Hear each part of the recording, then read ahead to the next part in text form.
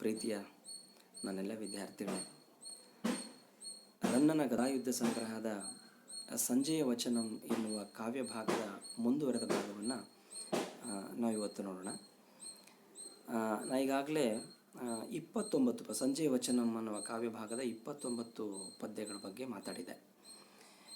ಅದರಲ್ಲಿ ಈಗಾಗಲೇ ಸಂಜೆಯ ಪಾಂಡವರ ಪರಾಕ್ರಮವನ್ನು ಕುರಿತಾಗಿ ಮಾತನಾಡಿದಾಗ ದುರ್ಯೋಧನಿಗೆ ಬಂದಂತಹ ಕೋಪ ಎಂಥದ್ದು, ಆ ಕೋಪದ ತೀವ್ರತೆ ಎಂಥದ್ದು ಅನ್ನುವಂಥ ಒಂದು ಸಂದರ್ಭವನ್ನು ಕುರಿತಾಗಿ ನಾವು ಮಾತನಾಡ್ತಾ ಇದ್ವಿ. ಎಷ್ಟು ಆತನಿಗೆ ಒಂದು ಅಸಮಾಧಾನ ಇದೆ ಪಾಂಡವರ ಬಗ್ಗೆ ಅನ್ನೋದನ್ನು ಬಹಳ ವಿಶಿಷ್ಟವಾಗಿ ಇಲ್ಲಿ ರನ್ನ ಚಿತ್ರಿಸ್ತಾ ಹೋಗ್ತಾನೆ. ಭಾಳ ವ್ಯಂಗ್ಯವಾಗೆಲ್ಲ ಮಾತನಾಡ್ತಾನೆ ಪಾಂಡವರ ಬಗ್ಗೆ. ಅದರ ಮುಂದುವರೆದ ಭಾಗವಾಗಿ ನಾವಿಲ್ಲಿ ನೋಡೋದಾದರೆ, ಈಗ ಅದರ ಹಿಂದಿನ ಪದ್ಯ 29ನೇ ಪದ್ಯದಲ್ಲಿ ನಾವು ಈಗಾಗಲೇ ನೋಡಿದ್ವಿ. ವೇಷ ಮರೆಸ್ಕೊಂಡು ವಿರಾಟ್ ನಗರದಲ್ಲಿ ಹೇಗೆಲ್ಲ ಸಾಮಾನ್ಯರಾಗಿ ಪಾಂಡವರು ಬದುಕಿದರು ಅಂದರೆ ಅದನ್ನು ಭಾಳ ಕೀಳಾಗಿ ಮಾತನಾಡ್ತಾನೆ.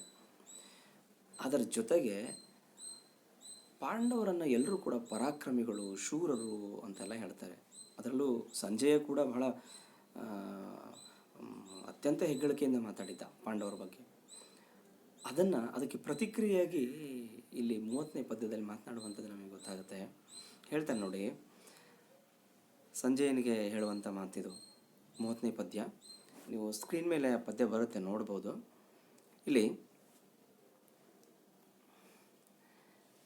ಸಭೆಯೋಳ್ ತಮ್ಮಯ ಪಕ್ಕದ ಎನ್ ಅನುಜನ್ ಆ ಪಾಂಚಾಲಿಯಂ ಪಂಚವಲ್ಲಭೆಯಂ ಮೋದೆಯುಂ ಅಲ್ಲಿ ಮಿಳ್ಮಿಳನೆ ನೋಡುತ್ತಿರ್ದ ಬಲ್ಲಾಳ್ಗಳ್ ಇಲ್ಲಿ ಭರಂಗೆಯ್ದ ಪರಿ ಪರಾಕ್ರಮಂ ಈ ಪೆರ್ಮಾತುಂ ಈ ಗಂಡುಂ ಈ ಸುಭಟ ಆಲಾಪಮುಂ ಎಲ್ಲಂ ಆ ನೃಪಸುತರ್ಗೆ ಅಂದು ಎಲ್ಲಿ ಪೊರ್ಕಿರ್ದುದೋ.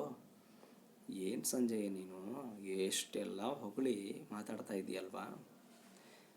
ಆವತ್ತು ನೋಡಿ ಒಂದು ಸನ್ನಿವೇಶವನ್ನು ನೆನಪು ಮಾಡ್ಕೊಳ್ತಾನೆ.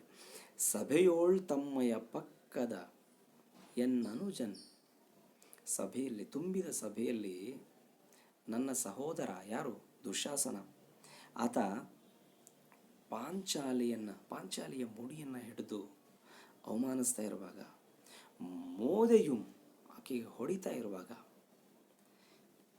ಪರಾಕ್ರಮಿಗಳು ಅಂತ ಹೇಳ್ತಾ ಇದೆಯಲ್ಲ ಈ ಪಾಂಡವರನ್ನ, ಇವ್ರು ಏನು ಮಾಡ್ತಾ ಇದ್ರು ಅವತ್ತು, ಮಿಳ್ಮಿಳನೆ ನೋಡುತ್ತಿದ್ದ ಬಲ್ಲಾಳ್ಗಳು. ಆ ಮಾತಲ್ಲಿ ಎಂಥ ವ್ಯಂಗ್ಯ ಇದೆ ನೋಡಿ. ಪಿಳಿ ಅಂತ ಕಣ್ಬಿಟ್ಕೊಂಡು ನೋಡ್ತಾ ಇದ್ರಲ್ಲ ಈ ಪಾಂಡವರು, ಎಲ್ಲೋಗಿತ್ತು ಆ ಶೌರ್ಯ. ಅದನ್ನೇ ಮುಂದುವರ್ತಾ ಹೇಳ್ತಾನೆ. ಇಲ್ಲಿ ಭರಂಗೆಯ್ದ ಪರಿ ಪರಾಕ್ರಮಂ ಪೆರ್ಮಾತುಂ ಗಂಡುಂ ಈ ಸುಭಟ ಆಲಾಪಮಂ ಎಲ್ಲಂ ಆ ನೃಪಸುತರ್ಗೆ. ಏನು ದೊಡ್ಡ ದೊಡ್ಡ ಮಾತುಗಳನ್ನು ಅವ್ರ ಬಗ್ಗೆ ಆಡ್ತಾ ಇದ್ದೀಯ, ಬಹಳ ಪರಾಕ್ರಮಿಗಳವರು, ಎಂತಹ ಗಂಡಸುತನ, ಎಂತಹ ಪರಾಕ್ರಮ. ಆದರೆ ಆ ನೃಪರ್ಗೆ ಅಂದು ನೋಡಿ, ಆ ನೃಪಸುತರ್ಗೆ ಅಂತ ಹೇಳ್ತಾನೆ. ಆ ನೃಪಸುತರ್ಗೆ, ಆ ದೊರೆ ಮಕ್ಕಳು, ಆ ಮಾತಲ್ಲಿರುವಂಥ ವ್ಯಂಗ್ಯ ಗಮನಿಸ್ಬೇಕು ನೀವು. ಆ ದೊರೆ ಮಕ್ಕಳಿಗೆ ಅದೇ ನೋಡಿ, ಅಂದು ಎಲ್ಲಿ ಪೊರ್ಕಿರ್ತದೋ ಅವತ್ತು ಎಲ್ಲೋ ಇತ್ತು. ಅಂದ್ರೆ ಅಂದು ಇಲ್ಲದೆ ಇರುವಂಥ ಪರಾಕ್ರಮ ಇಂದು ಎಲ್ಲಿಂದ ಬಂತಪ್ಪ.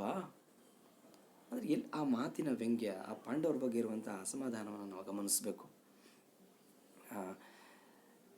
ಅದರ ಮುಂದುವರೆದ ಭಾಗವಾಗಿ ನೋಡಿ, ಇಲ್ಲಿ ದುರ್ಯೋಧನನಿಗಿರುವಂಥ ಅಸಮಾಧಾನ ಎಷ್ಟು ಅಂತಂದರೆ ಆತ ಯಾರನ್ನೂ ಬಿಡಲ್ಲ. ಮುಂದುವರೆದು ಹೇಳ್ತಾನೆ, ಪವನಂಗೆ ಪುಟ್ಟಿದಂ ರಾಘವನ ಅಣುಗಾಳ್ ತ್ರಿಣಯನ್ ನೋಡಿ, ತ್ರಿಣಯನಾಂಶಂ ಎನಿಪ ಅಣುವಂ ಪಾಂಡವ ಕೇತು ದಂಡದೋಳ್ ನೆಲಸುವುದು ಆವ ಅಗ್ಗಳಿಕೆ ಕಪಿಗೆ ಚಪಲತೆ ಸಹಜಂ. ಒಂದು ಕಡೆಯಲ್ಲಿ ಪಾಂಡವರನ್ನು ಅಳಿಯೋದ್ರ ಜೊತೆಗೆ ಅಲ್ಲಿ ಮುಂದಿನ ಸಾಲನ್ನು ನೀವು ಗಮನಿಸ್ಬೋದಲ್ಲ. ಗದ್ಯವನ್ನು ನಾನು ಹೇಳಿಲ್ಲ, ಗದ್ಯವನ್ನು ಬೇಕಾದ್ರೆ ನೀವು ನೋಡೋದಾದರೆ ಅಲ್ಲಿ ಪಾಂಡವರನ್ನು ಹೀಗಳಿತ ಧೃತರಾಷ್ಟ್ರನಂದನಂ ಧರ್ಮನಂದನಮಂ ವಾಯುನಂದನಮಂ ಸಂಕ್ರಂದನ ನಂದನಮಂ ಅಶ್ವಿನೀ ನಂದನರುಮಂ ನಿರಾಕರಣಂಗೆ ಇದು ಅನಿತರುಳಂ ಮಾಡದೆ. ಅಂದರೆ ಅಷ್ಟಕ್ಕೆ ನಿಲ್ಲಿಲ್ಲ. ಇಲ್ಲಿ ಧೃತರಾಷ್ಟ್ರನಂದನ ಅಂದರೆ ದುರ್ಯೋಧನ ಧರ್ಮನಂದನ ಅಂದರೆ ಧರ್ಮರಾಯ, ಅವನನ್ನು ವಾಯುನಂದನ ಅಂದರೆ ಭೀಮ, ಸಂಕ್ರಂದನ ನಂದನ ಅಂತಂದರೆ ಅರ್ಜುನ, ಅಶ್ವಿನಿ ನಂದನರು ಅಂತಂದರೆ ನಕುಲ ಸಹದೇವ. ಇವರೆಲ್ಲರನ್ನೂ ಹೀಗಳಿತ ಅಂದರೆ ಇವರೆಲ್ಲರೂ ಕೂಡ ಅವತ್ತು ಪಾಂಚಾಲಿಗೆ ದ್ರೌಪದಿಗೆ ಅವಮಾನ ಆಗ್ತಾ ಇರುವಾಗ ಅಲ್ಲೇ ಇದ್ರಲ್ವ. ಅವತ್ತು ಸುಮ್ಮನೆ ಕೂತಂಥವ್ರು ಇವತ್ತು ಪರಾಕ್ರಮಿಗಳಾಗ್ಬಿಟ್ರಾ ಅಂದರೆ ಇಲ್ಲಿ ಆ ಥರದ ಒಂದು ವ್ಯಂಗ್ಯವನ್ನು ವ್ಯಕ್ತಪಡಿಸ್ತಾ ಅಷ್ಟಕ್ಕೆ ನಿಲ್ಲಿಲ್ಲ ಅವನು. ಮುಂದೆ ನಾನೀಗಾಗಲೇ ಒಂದು ಪದ್ಯ ಓದಿದೆ, 31ನೇ ಪದ್ಯ. ಬರೀ ಪಾಂಡವರನ್ನು ಮಾತ್ರ ಹೀಗಳಿದೆ, ಹನುಮಂತನನ್ನು ಬಿಡೋದಿಲ್ಲ ಅವನು. ಯಾಕೆ ಅಂತಂದರೆ ಅರ್ಜುನನ ಧ್ವಜದಲ್ಲಿ ಹನುಮಂತ ನೆಲೆಸಿದ್ದಾನೆ. ಹಾಗಾಗಿ ಅವನಿಗೆ ಸಿಟ್ಟಿದೆ ಹನುಮಂತನ ಬಗ್ಗೆ. ಹನುಮಂತನನ್ನು ಕೂಡ ಎಷ್ಟು ವ್ಯಂಗ್ಯವಾಗಿ ಆತ ಮಾತಾಡ್ತಾನೆ ಅಂತಂದರೆ, ಪವನಂಗೆ ಪುಟ್ಟಿದಂ, ವಾಯುಪುತ್ರ, ವಾಯುದೇವನಿಗೆ ಹುಟ್ಟಿರ್ತಕ್ಕಂಥವನು, ಪವನಂಗೆ ಪುಟ್ಟಿದಂ, ರಾಘವನ ಅಣುಗಳು. ಅಷ್ಟೇ ಅಲ್ಲ, ರಘುವಂಶದ ರಾಮ ನೋಡಿ, ರಾಮನ ಅಣುಗಳು, ರಾಮನ ಭಂಟ ಅಂತ ಕರೆಸ್ಕೊಳ್ಳಂಥವನು. ಇನ್ನೊಂದು ಹೇಳ್ತಾನೆ ತ್ರಿಣಯನಾಂಶಂ. ಅಷ್ಟೇ ಅಲ್ಲ, ತ್ರಿಣಯ, ಇಲ್ಲಿ ತ್ರಿಣಯ ಅಂತಂದರೆ ಇಲ್ಲಿ ತ್ರಿ ಅಂದರೆ 3, ತ್ರಿನಯನ್, ನಯನ, ಇಲ್ಲಿ ನಯನ, ನಯನ, ನಯನ, ನಯನ ಅಂದರೆ ಕಣ್ಣು, ತ್ರಿನಯನ ಅಂದರೆ 3 ಕಣ್ಣನ್ನು ಉಳ್ಳವನು ಅಂತ ಶಿವ ಅನ್ನುವ ಅರ್ಥದಲ್ಲಿ ನಾವಲ್ಲಿ ಪರಿಭಾವಿಸ್ಬೇಕಾಗತ್ತೆ. ತ್ರಿನಯನ ಅಂಶಂ ಅಂದರೆ ಶಿವನ ಅಂಶದಿಂದ ಹುಟ್ಟಿದವನು. ನೋಡಿ, ಇಲ್ಲಿ ಹನುಮಂತನಿಗಿರುವಂಥ ಹೆಗ್ಗಳಿಕೆಗಳನ್ನೆಲ್ಲ ಹೇಳ್ತಾ ಹೇಗೆ ಒಂದೇ ಸರಿ ನೆಲಕ್ಕೆ ಆತನನ್ನ ಎಸ್ತು ಬಿಡ್ತಾನೆ ಮಾತಲ್ಲಿ. ತ್ರಿನಯನಾಂಶಂ ಏನಿಪ್ಪ ಅಣುವಂ, ಒಂದು ಕಡೆ ವಾಯುಪುತ್ರ, ಇನ್ನೊಂದು ಕಡೆ ರಾಮನ ಭಂಟ, ಇನ್ನೊಂದು ಕಡೆ ರುದ್ರಾಂಶ ಸಂಭೂತ, ರುದ್ರನ ಅಂಶ, ಶಿವನ ಅಂಶದಿಂದ ಹುಟ್ಟಿರ್ತಕ್ಕಂಥವನು, ಶಿವನ ಅಂಶವನ್ನು ಹೊಂದಿರತಕ್ಕಂಥವನು. ಏನು ಅಣುಪಂ, ಅಣುಪಂ ಅಂದರೆ ಅಲ್ಲಿ ಅಣು ಸಮಾನವಾದಂಥ ಹನುಮಂತ ಅನ್ನೋ ಅರ್ಥದೊಳಗಡೆ ಕವಿ ಬಳಸ್ತಾನೆ. ಅಣುವು ಈ ಹನುಮಂತ ಇದ್ದಾನಲ್ಲ, ಪಾಂಡವ ಕೇತು ದಂಡದೋಳ್ ನೆಲಸುವುದು ಅಗ್ಗಳಿಕೆ. ಅದಾವ ಅಗ್ಗಳಿಕೆ ಅಲ್ಲಿ ಗಮನಿಸಿ. ಪಾಂಡವ ಕೇತು ದಂಡದೋಳ್, ಪಾಂಡವಕ್ಕೆ ಅಂದರೆ ಪಾಂಡವರ ಧ್ವಜ, ಕೇತು ಅಂದರೆ ಧ್ವಜ, ಪಾಂಡವರ ಆ ಧ್ವಜದಂಡದಲ್ಲಿ ನೆಲೆಸುವುದು ಅಂದರೆ ಅಲ್ಲಿ ನೆಲೆಸಿದ್ದಾನಲ್ಲ, ಇದು ಯಾವ ಅಗ್ಗಳಿಕೆ? ಇದನ್ನು ಯಾರಾದರೂ ಹೆಗ್ಗಳಿಕೆ ಅಂತ ಹೇಳಿಕ್ಕೆ ಸಾಧ್ಯ ಇದೆಯಾ? ಕಪಿಗೆ ಚಪಲತೆ ಸಹಜಂ. ವಾಯುಪುತ್ರನಾಗಿ, ರಾಮನ ಭಂಟನಾಗಿ, ರುದ್ರಾಂಶ ಸಂಭೂತನಾಗಿ ಹೋಗಿ ಈ ಪಾಂಡವರ ಧ್ವಜದಂಡದಲ್ಲಿ ನೆಲೆಸಿದ್ದಾನಲ್ಲ, ಇದು ಉಚಿತವಾ? ಆದರೂ ನೆಲೆಸಿದ್ದಾನೆ ಅಂತಂದರೆ ಅದು ಅವನ ಸ್ವಭಾವ.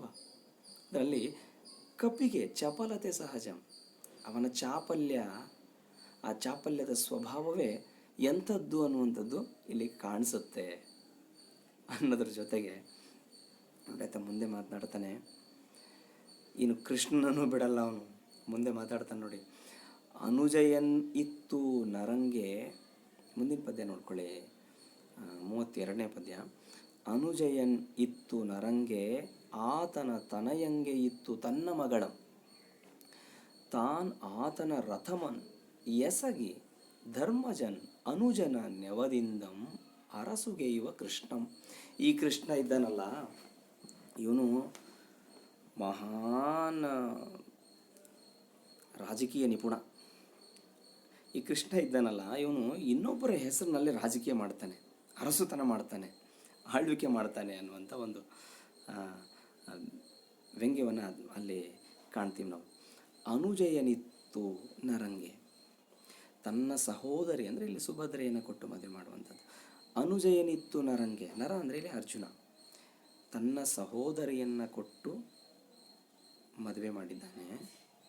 ಜೊತೆಗೆ ಆತನ ತನಯನ್, ತನ್ನ ಮಗನನ್ನು ನೋಡಿ, ಆತನ ತನಯಂಗೆ ಇತ್ತು ತನ್ನ ಮಗಳ, ಯಾರ ಮಗನಿಗೆ ಅಂದರೆ ಅರ್ಜುನನ ಮಗನಿಗೆ ತನ್ನ ಮಗಳನ್ನು ಕೊಟ್ಟು, ಅದರಲ್ಲಿ ಅರ್ಜುನನಿಗೆ ತನ್ನ ಸಹೋದರಿಯನ್ನು ಕೊಟ್ಟು ಮದುವೆ ಮಾಡಿದ್ದಾನೆ, ಅರ್ಜುನನ ಮಗನಿಗೆ ತನ್ನ ಮಗಳನ್ನು ಕೊಟ್ಟು ಮದುವೆ ಮಾಡಿದ್ದಾನೆ. ಆತನ ರಥಮನ್ ಎಸಗಿ ಧರ್ಮಜನ್, ನೋಡಿ ಧರ್ಮಜನ ಅನುಜನ, ತಾನ್ ಆತನ ರಥಮನ್ ಎಸಗಿ, ಅಷ್ಟೇ ಅಲ್ಲ ಆತನ ರಥದ ಸಾರಥಿಯೂ ಆಗಿದ್ದಾನೆ ಈ ಕೃಷ್ಣ. ಧರ್ಮಜನ ಅನುಜನ ನೆವದಿಂದಂ ಅರಸುಗೆಯುವಂ ಕೃಷ್ಣಂ. ಅಷ್ಟೇ ಅಲ್ಲ, ಈ ಧರ್ಮ ಇವನು ಎಂಥವನು ಅಂತಂದರೆ ಈ ರೀತಿಯಾಗಿ ಒಂದು ವೈವಾಹಿಕ ಸಂಬಂಧವನ್ನು ಬೆಳೆಸ್ಕೊಂಡು ಧರ್ಮಜನ ಅನುಜನ ನೆವದಿಂದ ಹೀಗೆ ಅರ್ಜುನನ ಮೂಲಕ ಸಂಬಂಧವನ್ನು ಬೆಳೆಸಿ ಅರಸುಗೈವಂ ಕೃಷ್ಣಂ ತಾನೇ ಒಂದು ರೀತಿ ಪರೋಕ್ಷವಾಗಿ ಆಳ್ವಿಕೆ ಮಾಡ್ತಾ ಇದ್ದಾನೆ, ತಾನೇ ಒಂದು ರೀತಿ ರಾಜನ ಹಾಗೆ ವರ್ತಿಸ್ತಾ ಇದ್ದಾನೆ. ಹಾಗೆ ಅವನು ಹೇಳ್ತಾನೆ ನೆವದಿಂದ ಅರಸುಗೈವಂ ಕೃಷ್ಣಂ, ಒಂದು ರೀತಿ ದೊರೆಯ ಹಾಗೆ ಈತ ಅರಸುತನವನ್ನು ಆಳ್ವಿಕೆಯನ್ನು ಮಾಡ್ತಾ ಇದ್ದಾನೆ. ಜೊತೆಗೆ ಕೃಷ್ಣನ ಬಗ್ಗೆ ಆತಗೆ ಎಷ್ಟು ಕೋಪ ಇದೆ ಈ ದುರ್ಯೋಧನನಿಗೆ ಅನ್ನುವಂಥದ್ದನ್ನು ನಾವು ನೋಡೋದಾದರೆ 33ನೇ ಪದ್ಯವನ್ನು ನೀವು ಗಮನಿಸಿ. ಕೃಷ್ಣನ ಬಗ್ಗೆ ಆತನಿಗಿರುವಂಥ ಕೋಪ ಇಲ್ಲಿ ವ್ಯಕ್ತ ಆಗುತ್ತೆ. ಪುರುಷರ್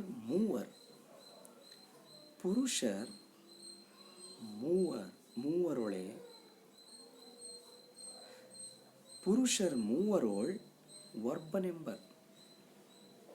ನೋಡಿ, ಅಲ್ಲಿ ತ್ರಿಮೂರ್ತಿಗಳಲ್ಲಿ ಒಬ್ಬ ಅನ್ನುವಂಥದ್ದು. ಬ್ರಹ್ಮ ವಿಷ್ಣು ಮಹೇಶ್ವರರಲ್ಲಿ ವಿಷ್ಣುವಿನ ಅವತಾರನೇ ಕೃಷ್ಣ ಅನ್ನೋ ಹಿನ್ನೆಲೆಯೊಳಗಡೆ ಆತನ ಬಗ್ಗೆ ಹೇಳುವಂಥ ಮಾತು. ಪುರುಷರ್ ಮೂವರೋಳ್ ವರ್ಬನೆಂಬರ್, ತ್ರಿಮೂರ್ತಿಗಳಲ್ಲಿ ಒಬ್ಬ ಅಂತ ಕರೀತಾರೆ. ಅಷ್ಟೇ ಅಲ್ಲ, ಅಸುರ ಪ್ರಧ್ವಂಸಿ ಎಂಬರ್, ರಾಕ್ಷಸರ ವಿನಾಶಕ ಅಂತ ಎಲ್ಲ ಕರೀತಾರೆ. ನೋಡಿ, ಅಸುರರನ್ನು ರಾಕ್ಷಸರನ್ನು ಧ್ವಂಸ ಮಾಡಿರ್ತಕ್ಕಂಥವನು ಅನ್ನುವ ಹಿನ್ನೆಲೆ ಒಳಗಡೆ ಆತನನ್ನು ಅಸುರ ಪ್ರಧ್ವಂಸಿ ಅಂತ ಕರೀತಾರೆ. ಜಗದ್ಗುರು ಎಂಬರ್, ಅಷ್ಟೇ ಅಲ್ಲ, ಜಗತ್ತಿಗೇ ಆತ ಗುರು, ಜಗತ್ತಿನ ಒಡೆಯ, ಜಗತ್ತಿನಲ್ಲೇ ಆತ ಹಿರಿಯ, ಹೀಗೆಲ್ಲ ಹೇಳ್ತಾರೆ. ಆದರೆ ಇಷ್ಟೆಲ್ಲ ಆತನನ್ನು ಕುರಿತಾಗಿ ಹೇಳುವಾಗ ಹಾಗೇನಾದರೂ ಅದೇ ನಿಜ ಆಗಿದ್ದರೆ, ಒಂದು ವೇಳೆ ಆತ ಜಗತ್ತಿಗೆ ಗುರುವಾಗಿದ್ದರೆ, ಅಸುರರ ವಿನಾಶಕನಾಗಿದ್ದರೆ, ತ್ರಿಮೂರ್ತಿಯಲ್ಲಿ ಒಬ್ಬನಾಗಿದ್ದರೆ, ಪೆರರ್ಗೇಗೆ ತೇರನೆಸಪಂ, ಹಾಗಾದರೆ ಬೇರೆಯವರ ಸಾರಥಿ ಯಾಕೆ ಆಗಬೇಕಾಗಿತ್ತು? ಅಷ್ಟೇ ಅಲ್ಲ, ನೋಡಿ, ಪೆರರ್ಗೇಕೆ ತೇರನೆಸಪಂ ಧರ್ಮಾನುಜಂಗೆ ಏಕೆ ಕಿಂಕರನಾದಂ. ಒಂದು ಕಡೆ ಅರ್ಜುನನ ಸಾರಥಿಯಾಗಿದ್ದಾನೆ, ಇನ್ನೊಂದು ಕಡೆ ಧರ್ಮಾನುಜಂಗೆ ಏಕೆ ಕಿಂಕರನ್, ಈ ಧರ್ಮರಾಯನಿಗೆ ಸೇವಕನಾಗಿ ಅವನಿಗೆ ಕಿಂಕರನಾಗಿ ಇದ್ದಾನಲ್ಲ. ಈ ರೀತಿಯಾಗಿರೋ ಅಗತ್ಯ ಏನಿತ್ತು? ಒಂದು ವೇಳೆ ಅವನು ತ್ರಿಮೂರ್ತಿಗಳಲ್ಲಿ ಒಬ್ಬನಾಗಿದ್ದರೆ, ಮುಂದುವರೆದು ಹೇಳ್ತಾನೆ, ಕರವೇರಿಯಾದನ್ ಅದರಿಂ ಸೂತಂ ಭಟಂ ಪೇಳಿಯಂಬರ್ ಮಾತು ಒಪ್ಪುಗು. ಅವನನ್ನು ಜಗದ್ಗುರು ಅಂತೆಲ್ಲ ಹೇಳ್ತಾರಲ್ಲ, ಅವನಿಗೆ ಯಾವುದು ಸೂಕ್ತ ಅಂದರೆ, ನೋಡಿ, ಈ ರೀತಿಯಾಗಿ ಅವನು ಹೇಡಿಯ ಹಾಗೆ, ದುರ್ಬಲನ ಹಾಗೆ, ಮತ್ತೊಬ್ಬರ ಸೇವಕನಂತೆ ಸಾರಥಿಯಾಗಿ ಆತ ಇರುವಾಗ ಆತನಿಗೆ ಸೂಕ್ತವಾದಂತಹ ಮಾತುಗಳು ಅಂದರೆ, ಸೂಕ್ತವಾದಂಥ ಹೆಸರು ಅಂದರೆ ಸೂತಂ. ಸೂತ ಅಂದರೆ ಸಾರಥಿ, ಭಟ, ಪೇಳಿ ಅಂದರೆ ಹೇಡಿ, ಎಂಬರ ಮಾತು ಒಪ್ಪುಗು. ಆತನಿಗೆ ಕೃಷ್ಣ ಅನ್ನೋ ಮಾತು ಒಪ್ಪೋದಕ್ಕೆ ಸಾಧ್ಯನಿಲ್ಲ. ನೋಡಿ, ಹಾಗಾಗಿ ಆದಿದೇವನೆನಿಸಲ್ ಕೃಷ್ಣಂಗೆ ಅದೆಂತು ಒಪ್ಪುಗು. ಆದಿದೇವ ಅಂತ ಕರೀತಾರಲ್ಲ ಈ ಕೃಷ್ಣನಿಗೆ, ಈ ಮಾತು ಹೆಂಗೆ ಒಪ್ಪುತ್ತೆ? ಅದು ಒಪ್ಪೋದಿಲ್ಲ ಅವನಿಗೆ. ಅವನೊಬ್ಬ ದುರ್ಬಲ, ಅವನು ಹೇಳಿ. ನೋಡಿ, ಆತನಿಗೆ ಈ ಕೃಷ್ಣನ ಬಗ್ಗೆ ಇರುವಂಥ ಕೋಪ ಇಲ್ಲಿ ಭಾಳ ಸ್ಪಷ್ಟವಾಗಿ ವ್ಯಕ್ತವಾಗುವಂಥದ್ದನ್ನು ನಾವು ಕಾಣ್ತೀವಿ. ಹಾಗಾಗಿನೇ ಧರ್ಮಜನ ಸೇವಕನಾಗಿ, ಅರ್ಜುನನ ಸಾರಥಿಯಾಗಿ ಇರಬೇಕಾದ್ರೆ ಆತನನ್ನೊಬ್ಬ ಸೂತ, ಭಟ, ಹೇಡಿ ಅಂತ ಕರೀಬಹುದೇ ವಿನಃ ಆದಿದೇವ ಅಂತ ಕರೀಲಿಕ್ಕೆ ಸಾಧ್ಯ ಇದೆಯೇ? ಸಾಧ್ಯವೇ ಇಲ್ಲ ಅನ್ನುವ ಮಾತುಗಳನ್ನು ಆತ ಭಾಳ ವ್ಯಂಗ್ಯವಾಗಿ ಆಡುವಂಥದ್ದನ್ನು ನಾವಿಲ್ಲಿ ಗಮನ